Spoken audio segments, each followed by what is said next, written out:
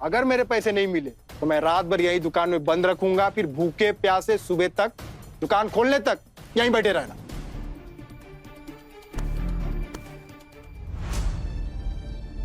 देखिए पाल बाबू, ऐसे ऐसे धमकी मत दीजिए, कोशिश करता हूँ।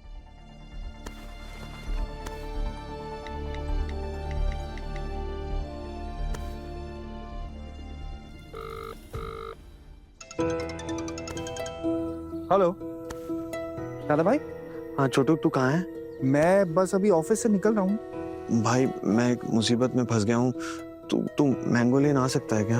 मैंगो लेन? वहाँ क्या है? वो क्या है कि हमने जिस दुकानदार को मूर्तियां दी थी ना बेचने के लिए, वो मूर्तियां टूट गई। बहुत बढ़िया दादा, मैंने आपसे बोला था ना कि थोड़ा ध्यान रखो। मुझे पता था कुछ ना कुछ ऐसी गड़बड़ जरूर होगी। और आपको पकड़ के रखा है उस दुकानदार ने? हाँ भाई, मुझे ना यहाँ पे इन्होंने रोक कर रखा हुआ है और कह रहे हैं कि अगर मैंने पैसे नहीं दिए तो वो मुझे यहीं बांध कर रखेंगे रात भर। तू एक काम कर, तू पैसे लेकर आ सकता है क्या?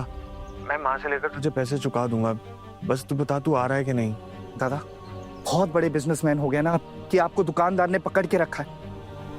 अब मैं आपको कुछ बोलूंगा तो आप बुरा मान जाओगे, और वैसे भी आप घर की बहुओं के इशारों पर नाचोगे तो यही होगा ना।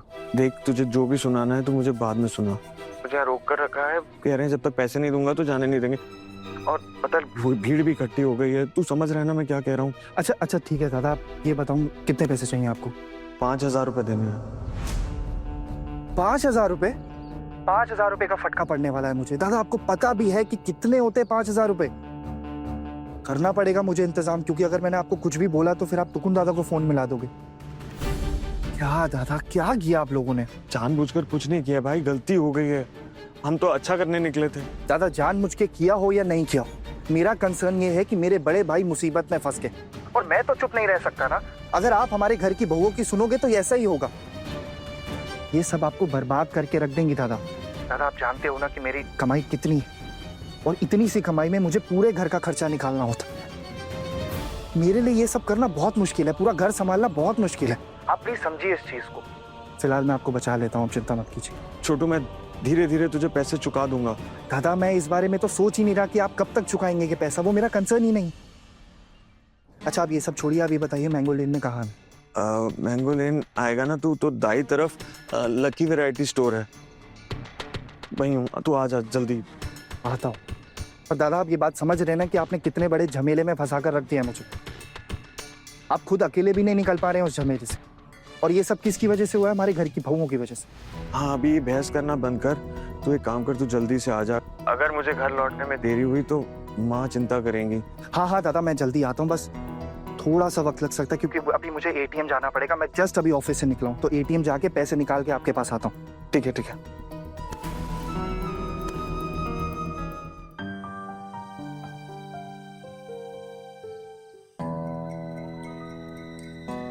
अरे आ गए?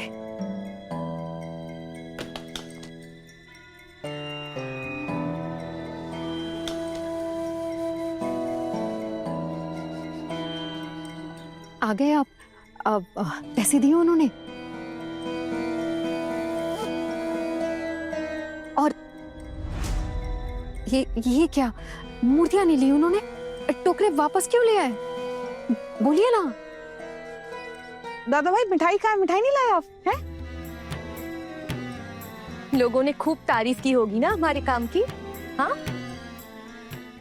क्या हुआ खोकन, चुप क्यों है? और तू और छोटू एक साथ? छोटू कहाँ मिला तुझे? क्या हुआ दादा भाई, बोलिए ना। पता है हम लोग कब से आपका इंतजार कर रहे थे कि आप आएंगे और हमें सब बताएंगे कि दुकान में क्या क्या हुआ। हमने ना बहुत सारी प्लानिंग भी कर ली है, और तो और इतने समय में बहुत सारी मूर्तियां भी तैयार कर ली।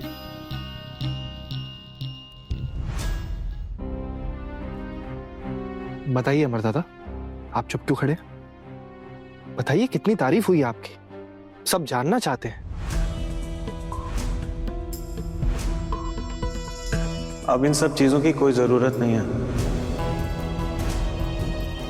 क्या मतलब? भाभी चलिए देखते हैं कितने पैसे कमा कर आए। चलिए ठाकुर जी। क्या हुआ खोकन, उन्हें मूर्तियां पसंद नहीं आई क्या? तूने तो कहा था कि सारी बिक गई हैं और दोबारा ऑर्डर देने के लिए बुलाया है, तो क्या हुआ? मां, सब के सब हमें धोखेबाज बोल रहे हैं।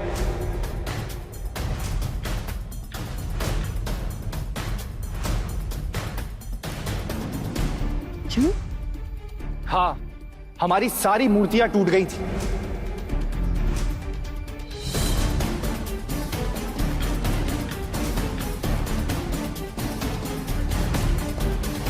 और जिन्होंने भी ये मूर्तियां हमसे ली थी ना, सब की सब वापस कर दी और हमें बोला कि हमारे पैसे वापस करो।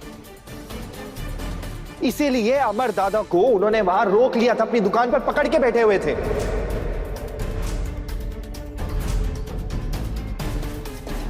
और अब आप बताइए, कहां से भरते दादा पैसे? कहां से आते पैसे? इसीलिए उन्होंने मुझे फोन किया और इतनी तंगी होने के बाद भी मैंने पैसे दिए। पता नहीं, आप लोगों को तो समझ ही नहीं आती, बच्चों वाली हरकतें करते हैं आप लोग। देख रहे हैं ना आप दादा, अभी भी अगर आप इनके इशारों पर नाचोगे ना तो आपका यही हाल होगा। सोचिए प्लीज। मुझे जिस बात का डर था वही हुआ। मैंने कहा था ना कि अगर मूर्तियां ठीक से नहीं सूखेंगी तो सारी टूट जाएगी। देख लो, इसीलिए कह रही थी कि जल्दबाजी मत करो किसी काम में। हमने तो अब इतनी सारी मूर्तियां बना के रखी हुई हैं, पता नहीं क्या होगा, कितना नुकसान झेलना पड़ेगा हमें। मेरा नाम तो बदनाम हुआ ही हुआ, तुम लोगों ने अपना नाम भी बदनाम कर लिया। और मेरे खोकन को कितनी बातें सुननी पड़ी। एक भी मूर्ति नहीं ली उन्होंने। कैसे लेंगे, सब मूर्तियां टूट गई थी। छोटू से उधार लेकर दुकानदार के सारे नुकसान की भरपाई करनी पड़ी। अब पता नहीं कैसे वापस करूंगा, कैसे चुकाऊंगा उसे। दादा भाई, नुकसान सिर्फ आपका थोड़े ना हुआ है, हम सबका हुआ है। आप अकेले क्यों चुकाएंगे? अरे जिनके कहने पे ये सब कुछ हुआ है उनका भी तो फर्ज बनता है ना। हम सब मिल के चुकाएंगे ये नुकसान। और माँ, दादा भाई, पहली बार गलती हुई है, ऐसा जरूरी थोड़ी ना है कि हर बार ऐसी गलती हो। बहुत कर लिया, अब और कुछ करने की जरूरत नहीं है। माँ, आप तो समझ ही रही है ना कि हमने मूर्तियां अच्छे से धूप में नहीं सुखाई थी, इसी वजह से। हरी हरी क्यों खोकन, तुझे बांध कर रखा था दुकानदार ने? मेरे स्वर्गवासी दादा का नाम बहुत अच्छे से रोशन किया है तूने। और भाभी, अब भी आपकी समझ में नहीं आ रहा है क्या? या फिर आप इंतजार करिए कि लोग घर में आकर मार कर जाए, तब आपको पता चले कि आप किस रास्ते पर निकल चुकी हो। हाँ भाभी, तब कोई लड़का लड़की नहीं दिखेगा। धोखाधड़ी करने वाले को एक ही नजर से देखते हैं। पहले घर में ही कुटाई करेंगे, फिर पुलिस उठाकर ले जाएगी। उस दिन आपके दिल को ठंडक पड़ेगी। वो दिन किसी त्योहार से कम नहीं होगा आपके लिए, है ना? अरे दीदी, ये बात तो सच ही है ना कि आप सब मिलकर खानदान का नाम डुबो रहे हैं। और खोखन, तेरे चाचा जी को जब ये पता चलेगा तो क्या होगा? क्या करेंगे देवर जी? हाँ, फांसी चढ़ाएंगे मुझे? माँ, पहली बार गलती हुई है, इतनी आसानी से तो हार नहीं मान सकते हैं ना। अगली बार मूर्तियां अच्छे से सुखाएंगे माँ। इस बार जो मूर्तियां बाकी रह गई हैं, उन्हें हम नुकसान नहीं होने देंगे। ऐसा कुछ भी नहीं होगा अब इस घर में। जो भी करना है ना, घर से बाहर जाके करना, यहाँ कुछ नहीं करना। ये नौटंकी अब यहाँ नहीं चलेगी। आप बार बार मुझे घर से निकल जाने के बाद क्यों करते रहते हैं? जिनका ये घर है, जब तक वो मुझसे इस घर से जाने के लिए नहीं कहेंगी, मैं ये घर छोड़कर नहीं जाऊंगी।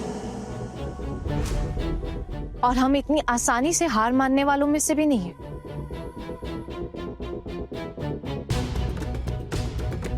हमसे ये सब नहीं हो पाएगा। माँ शौक के लिए मूर्तियां बनाती थी। ये मूर्तियां बाजार में बेचने लायक नहीं है। हमसे गलती हो गई है। अभी तो थोड़े से ही पैसे गए हैं। अगर ज्यादा पैसे चले जाते तो हम उसे चुका भी नहीं पाते। और मैं बार बार छोटू से तो पैसे मांग नहीं सकता हूँ। अपना ही खर्चा नहीं चल रहा है हमारा। दादा भाई, उम्मीद बहुत थी, लेकिन क्या कर सकते हैं। अरे अभी तो शुरुआत है, अभी तो बहुत कुछ देखना बाकी है। बस देखते जाओ आगे आगे क्या क्या होता है।